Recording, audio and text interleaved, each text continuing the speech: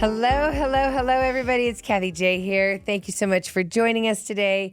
So if you have arthritis, or you know someone that has arthritis, or you just have a pain and you keep thinking, I wonder if that's arthritis, today is the show for you, everybody. Please welcome to the Kathie J Show, my guest, Barbara Abbey. She is the Executive Director for Colorado and Wyoming of the Arthritis Foundation. Thank you for being here. Thank you, Kathie J. Okay, so what's the statistic for how many people suffer with arthritis? We know that there's about 60 million people, which is about 1 in 4 in the United States, and that includes several thousands, hundreds of thousands of children. I was going to say that when I was doing research, Barbara, that is what surprised me the most is the children, the pediatric arthritis.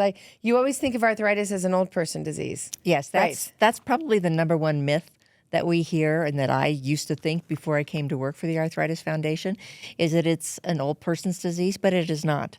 It is one of those things that we have so many children under the age of 16 is how we define juvenile arthritis. And we have babies, some infants 18 months and younger, that actually are diagnosed because the parents realize that the kids are not as mobile as most kids are at that age, and so they get concerned and they start taking them to their pediatric doctor, and then they hopefully get referred to a pediatric rheumatologist who actually makes the diagnosis. But so Barbara, which one you want? Barb. Okay, great. so Barb, that blows my mind because I feel as adults we are trained to deal with pain. Mm-hmm. And so, put the Voltaren cream on it or whatever and move and deal with it.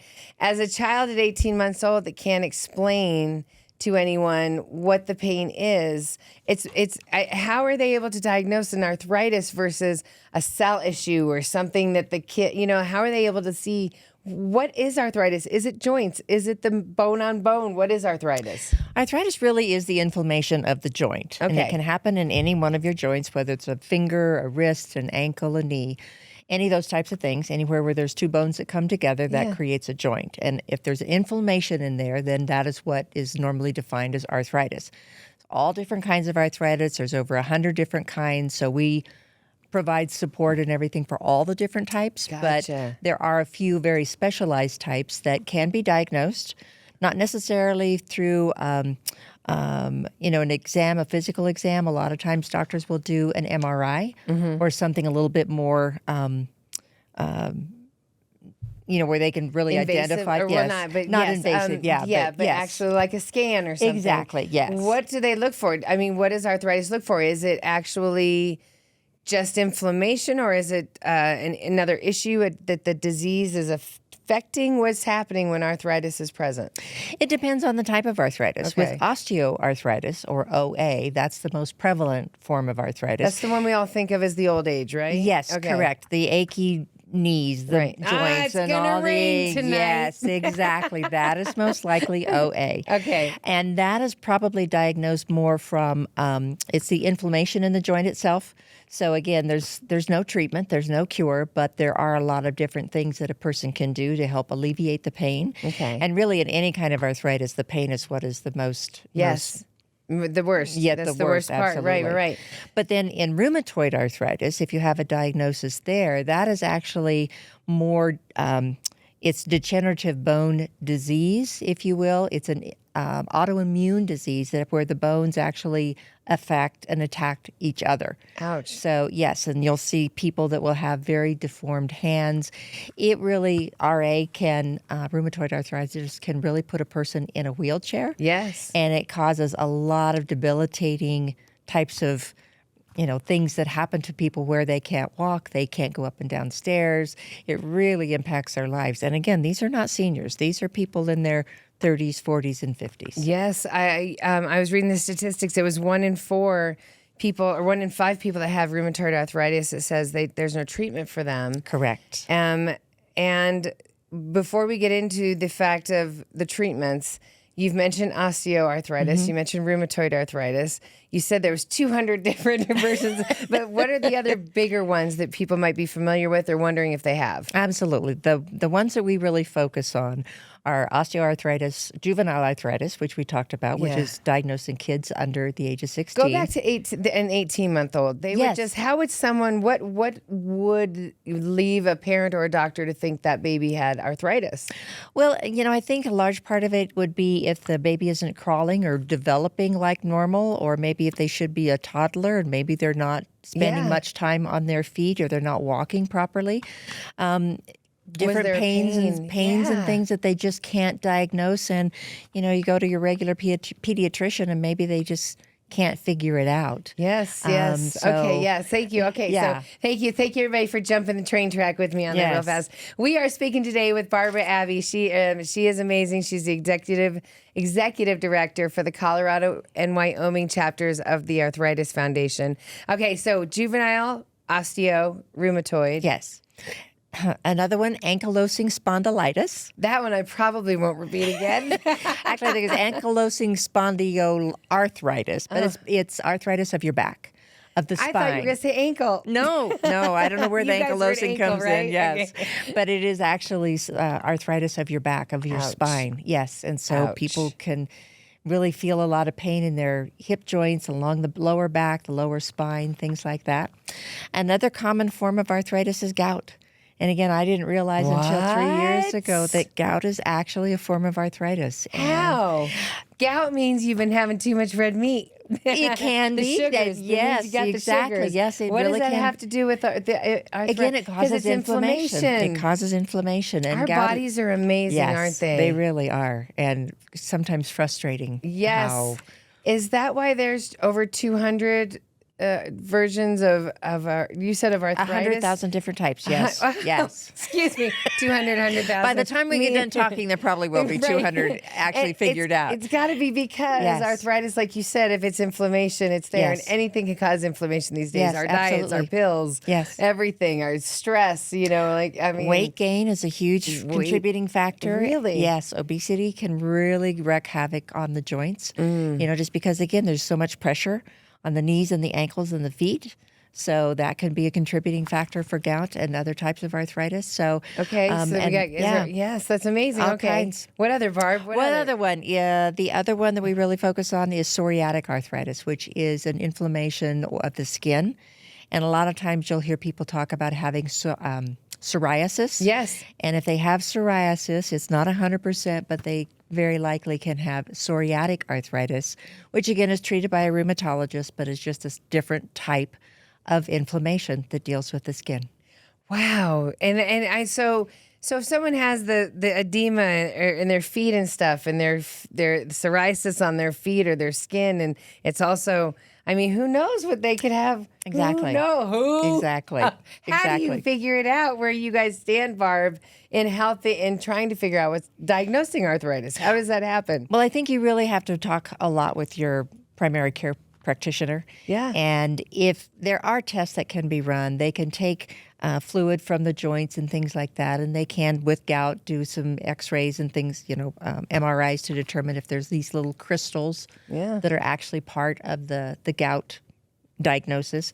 So there's a lot of things that they can do, but ultimately the specialists in this disease state are rheumatologists, and we don't have enough of them, which is another problem. I was going to talk about that. So the Arthritis Foundation is having their huge flagship fundraiser coming up, everybody. It's the Arthritis Walk for a Cure, correct? Walk to Cure Arthritis, Walk to Cure Arthritis. Yes. And the reason why we need to make sure that people, obviously you guys need to do more research to try to help people figure out what it is. It could be anything. It could be. And the cure could be anything. And the beauty about the fundraisers that we do, and the Walk to Cure Arthritis is one of our signature events, and it happens every spring, is that the funds that are raised through all the different walks around the country, most of the money stays in the community so that we can do local programs. Yes, exactly. Yes. But we also fund a lot of nationwide research. And the monies that come together throughout the country through private donations or group donations, fundraisers, really are important to fund that research so that we can find a cure for RA, find a cure for JA, find a cure for OA, all of those acronyms that we use, but the primary causes of arthritis. And there's so much amazing research going on. That's awesome. That is funded by the Arthritis Foundation. It is fascinating. That's awesome. That's awesome. The Arthritis Foundation, when it comes to like the juvenile and all of that, do you find... how much do you find is related to our diet? That's probably better for a scientist or clinician to answer, but I think a large part of it. Like you said, like the extra weight on your joints and things like that. I think the biggest thing that we're learning is that, as counterintuitive as it would seem, movement and exercise is probably one of the best alleviators of the pain. And like I say, I know that sounds like backwards, crazy. It does. But they do say you got to keep moving. You got to keep moving. As we get older, you got to keep moving. You can't get sedentary. And that's the thing, because the more sedentary you become, the less the joints are able to move. They kind of, they don't fuse or anything like that, but they just get stiff and stiffer. And all of a sudden, you're the Tin Man going, oil. That's exactly right. That's exactly right. Now, he didn't have a heart, but he probably had stiff joints.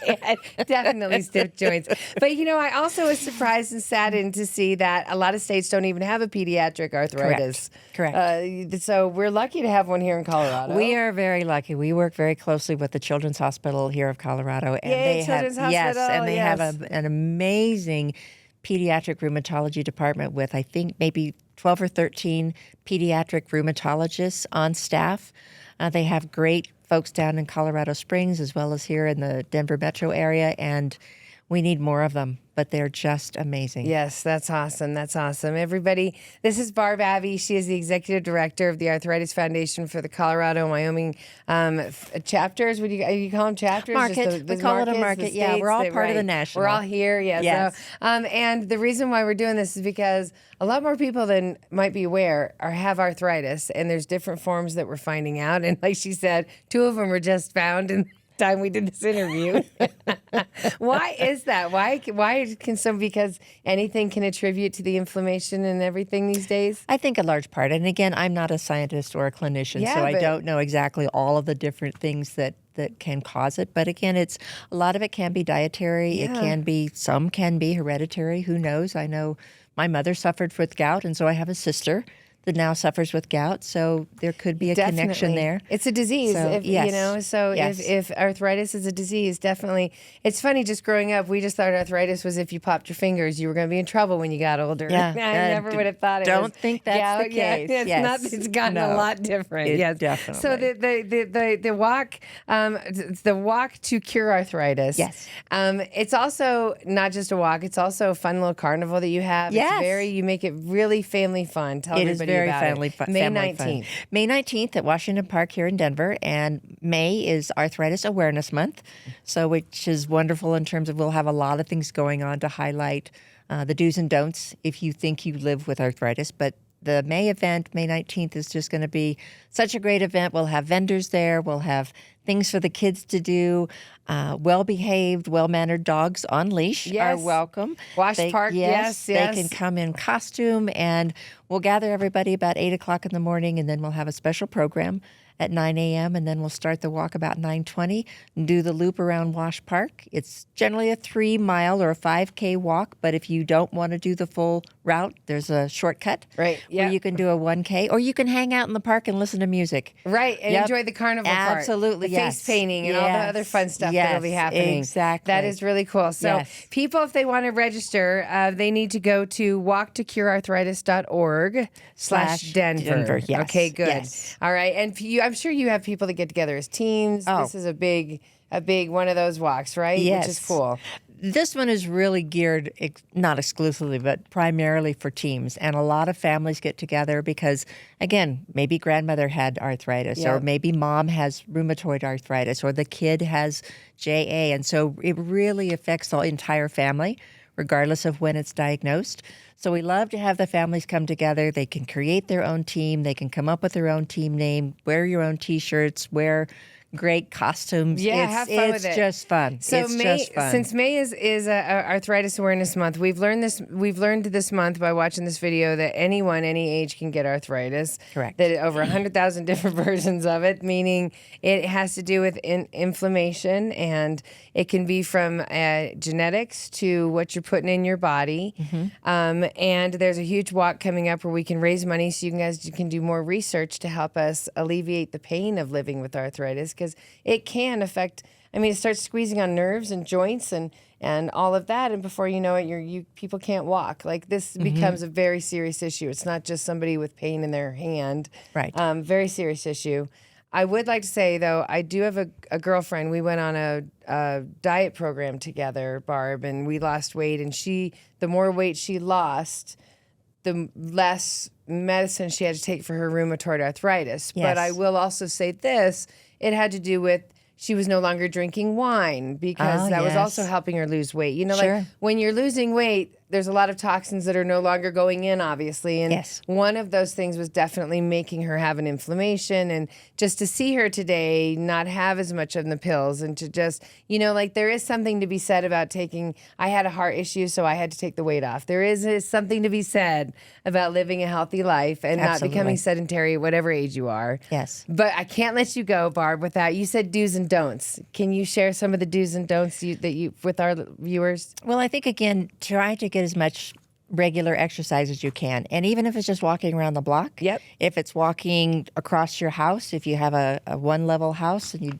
you don't do stairs, just get some exercise in. And I have to tell you, I get more Facebook posts about a chair exercise now for primarily older people, but it can be for anybody who can't walk, up very far. Or they can't run, or they can't climb, but it just looks amazing. And if the pictures are any truth to what happens, it's pretty magnificent, the results that you have. The other thing I want to say about arthritis, though, is that not only the inflammation part, but it is also, and I forgot the word, it's a autoinflammatory. Yes. It is definitely an autoinflammatory. Yes, I'm so glad you said that, Barb. Autoimmune. Yes, autoimmune. Yes. Please, can you speak on that? Yes. People hear that and they don't. Yes. Okay, go ahead. Yes. One of the things about arthritis, particularly the rheumatoid arthritis and juvenile arthritis, we know that those are part of the autoimmune diseases that are out there. There's so many of those. Yeah. But it really affects your immune system.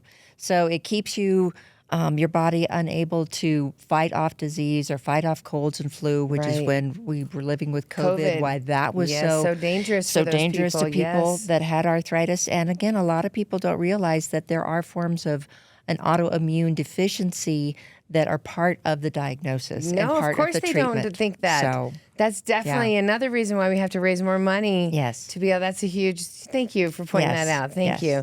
Is there anything else that you would like to tell people what would their symptom be that they would say, all right, maybe I didn't even think about it, but maybe this is arthritis and I need to go in? I would say if your movement is limited, like I have been diagnosed with arthritis in my neck, and it comes, I think, from sitting in front of a computer so many hours a day, every day of the week, in one particular position. So when I got to the point where I couldn't move my neck, couldn't move my head easily like I used to be able to, I went to a chiropractor and he did some x-rays and he said, you have arthritis. And he said, there isn't a cure for it, but we can keep you in adjustment, so things like that. So there's that. There's the, just the overwhelming swelling, like in a knee or an ankle or a wrist or something. If there's a lot of swelling there, that can be a sign of inflammation or something. Just if you just don't feel well. And if your primary care physician is just having some challenges coming up with something, then look to a specialist. And, rheumatologists get a lot of their recommendations from other types of physicians, and just ask the questions to be your own best advocate. I have a silly question. I didn't even think about this because I don't have arthritis, but what is the treatment? Is it, I just think about this.